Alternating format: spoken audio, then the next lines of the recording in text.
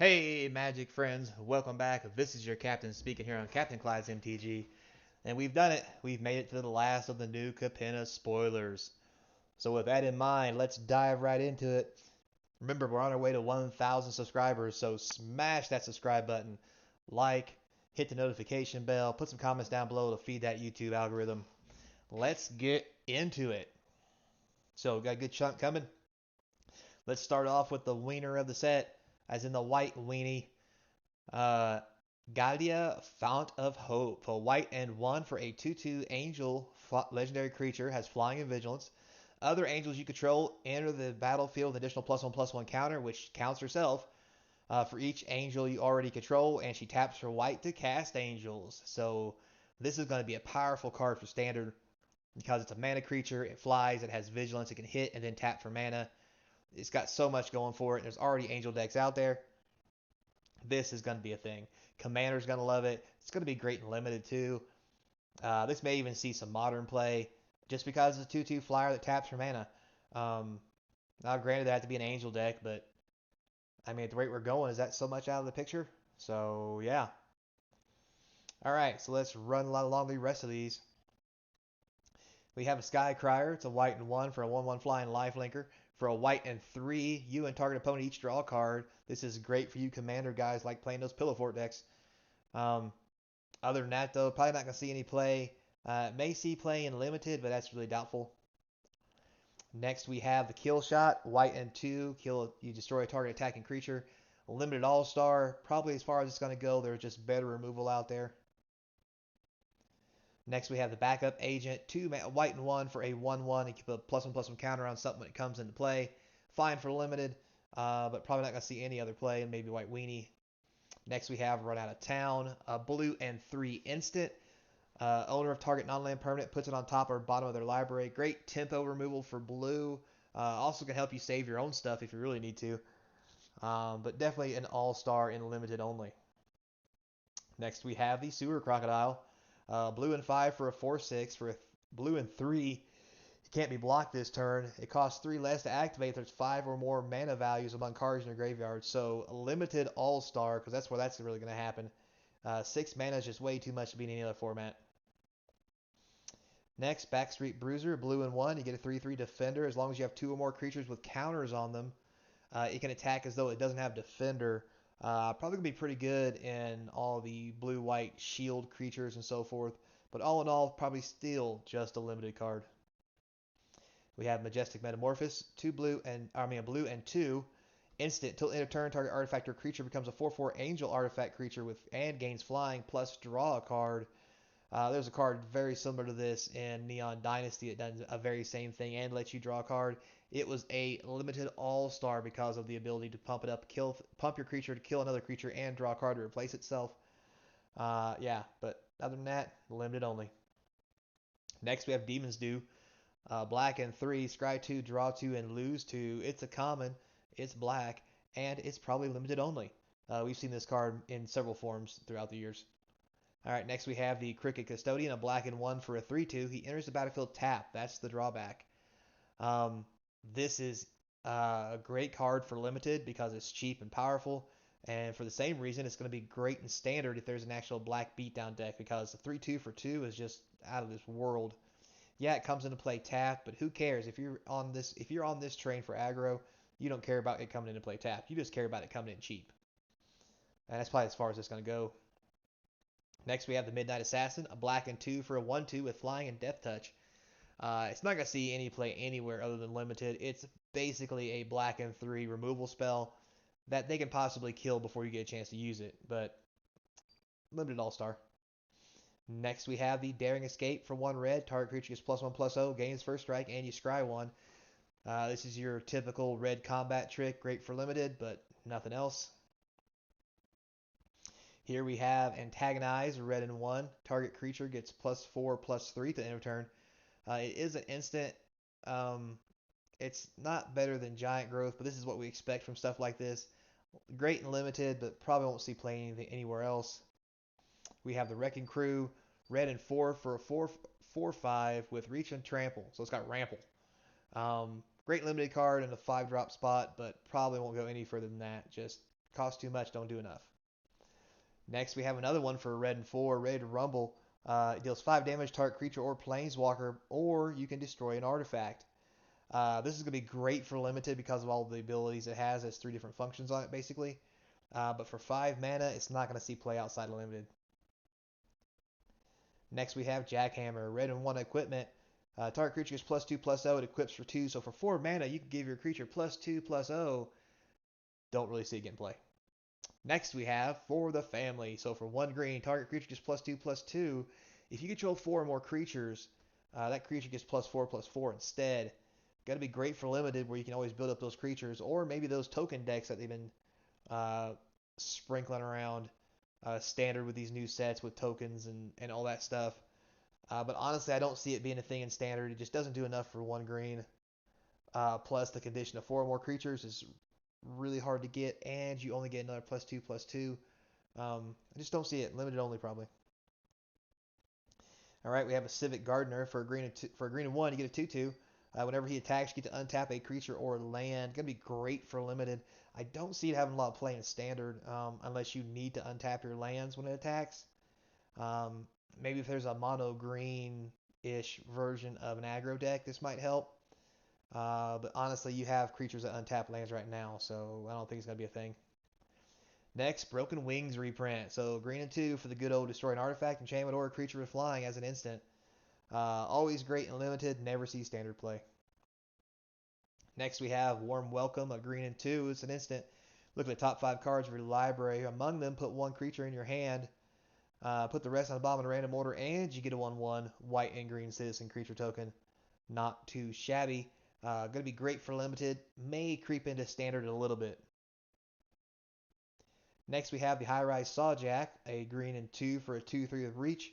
Whenever he blocks, he gets +2/+0, so basically a 4/3, so he can kill anything of 4 toughness. Or if it has flying, well, if it has flying and 4 toughness. This is basically a reprint, renamed Spider of old. We've all seen before. All right, Glittermonger, green and 3 for a 1/4. Tap him to create a treasure token. Now, with that said, this is a 4 mana weirder mana dork. Now, in limited, it's going to be great because it taps for any color, because that's what treasure tokens do. So basically, this is a mana dork that when you tap it, you get one mana of any color. But other than that, 4 mana, there's so much better things you can do in standard, and especially the older sets, for 4 mana that it's not going to go outside of limited, probably. Commander might like it. But anyway, Riveteer's Overlook. So we got a couple of these lands finally got reviewed. Or, I'm sorry, revealed. This is basically your auto sack land that lets you get a basic swamp, mountain, or forest, put it into play, gain a life. These are the new pseudo fetch lands, I believe, and even though at common, I think they'll be very powerful, and they probably should have made them uncommons or something like that, because even though this is going to be great and limited, I see these getting abused heavily in standard to deck thin. All right, moving right along. Next, we have the Brokers Hideout. That's the one that lets you get the forest, plains, or island. We've already discussed this. Next, we have Gilded Pinions, 2 colorless. Enters the battlefield, you get a treasure token for equipping it for 2. Creature gains flying. Limited if you're lucky. Next, we have Revelation of Power. It's a white and 1. Target creature gets +2/+2 till end of turn. If it's got a counter on it, it also gains flying and lifelink. A great white card for all those white cards with shield tokens on them. So, moving on, we have the Kapena Express, a green and 3 for a 6/6 that you can sacrifice a treasure to actually make it a creature or crew it for 3. This looks like almost as good as the Cadillac, or also known as the Chariot, because there's so many ways to make treasures now that this card as a common may be viable in standard, just because 4 mana 6/6s are pretty hard to deal with.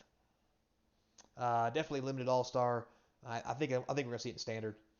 Next, we have Fake Your Own Death for a black and 1. Target creature gets +2/+0, and when it dies, it comes back under your control tapped. Plus, this one gives you a treasure token. Normally, it gives you Death Touch so that you can kill something, but this one doesn't. All right, quick draw. Dagger. 3 colorless. It has flash. When it enters the battlefield, you can attach it to the creature, and that creature gains first strike till the end of turn. You equip it for +1/+1. So this is going to be a great limited card. Maybe even good in standard, only because the first strike's only till the end of turn. But still, if you're having a creature fight, and you want to get up on your opponent, 3 mana, putting this into play, attaching it, making your creature bigger, and giving it first strike is probably going to be a good way to do it. Although honestly, in standard, removal is probably just better. But hey, you never know. This could be a thing. Definitely going to be a thing in limited. Watch out for it. Next, we have the Paragon of Modernity. Well, anyway, it's a 4 colorless 2/2 flying thing, Angel Warrior, artifact creature. For 3 colorless, it gets +1/+1 to end a turn. If exactly 3 colors of mana were spent to activate this ability, you get a +1/+1 counter instead. That's disgusting. This is a limited all-star in every stretch of the imagination because it goes in any deck. Because of the ability on this, this might be standard playable. This is disgusting. Commander, definitely, it's an angel, so it will go into an angel deck. Plus, you can pump it. I think this card's got a lot of legs, and a foil of this might actually be worth a little something. Moving on, next we have the Gathering Throng. That's right, Throng, not Thong. Anyway, um, white and 2 for a 3/1. The Gathering Throng enters the battlefield. You may search your library for any number of cards named Gathering Throng, reveal them, put them into your hand. Now, this is going to be a limited all-star just because 3 mana 3/1s are okay. If you have 2 of these, it lets you draw a card basically out of your deck. If you have more than 2, it's busted. And in standard, playing 1 of these gets you all of these, and that's just dumb. It's pretty much Squadron Hawk all over again, but it's already a 3/1, but it doesn't fly. I think this is gonna have some serious legs in some white decks, just because I mean 3 mana to play a 3/1 and then draw 3 3/1s out of your deck, so you don't draw them again and you always have them. There's so many ways this is gonna be abused that I just don't see how this is not gonna be a great card. Next, we have Cutthroat Contender. For 1 black, he's a 1/1. You can pay 1 life. He gets +1/+0 in a turn. Activate only once each turn. Um, ew. I just don't think it's playable. Only because you're paying 1 to deal 2. That's not going to help. He's only 1/1 with 1 black. He doesn't get Death Touch or anything, so you can defend with him. Yeah, I don't like it at all. Nah. Next, we have Exhibition Magician. So for a black and 2, it's a 2/1. When it enters the battlefield, you can choose one, create a 1/1 green-white citizen token, or a treasure token. So this is going to be a great common for limited. Might even see a little bit of standard play, just because of its ability to make basically 3/2 power of toughness, and do mana fixing if you're in a pinch. I mean, standard is probably a stretch, but I wouldn't count it out, and definitely got to be a limited all-star. Next here we have Sticky Fingers. So for 1 red, you get to enchant a creature. Enchant a creature has menace, and whenever this creature deals combat damage to a player, create a treasure token. When the enchantment creature dies, you draw a card. This is an amazing common for limited, not to say the least. How great this could possibly be in standard. Because when the creature dies, you draw a card, it replaces itself. Plus, it's basically a ramp spell for like Red Rush or any kind of weenie deck that plays red. I think this might see some play, guys. Honestly, in standard, maybe even some older formats, it's only 1 red. I would keep an eye on this card. It might be a thing. Next, we have the prize fight. For a green and 1, you get instant. Target creature you control fights target creature you don't, and you make a treasure token. So this is an okay card. It's your basic fight spell, but you get a treasure token instead of like +1s or something like that. I think it's fine, especially early game in limited. It'll help you mana fix along with killing stuff. You may have to sacrifice your creature, but you do get mana for it, so not the most terrible thing in the world. So yeah, probably just limited. Next, we have the Bouncer's Beatdown. So for a green and 2 colorless, you got an instant. If you target a black spell, it costs 2 less. The Beatdown does X damage, target creature or planeswalker, where X is the greatest power among creatures you control. If that creature or planeswalker would die this turn, you exile it. This seems pretty sweet for limited. To say the least, might actually see play in standard. Probably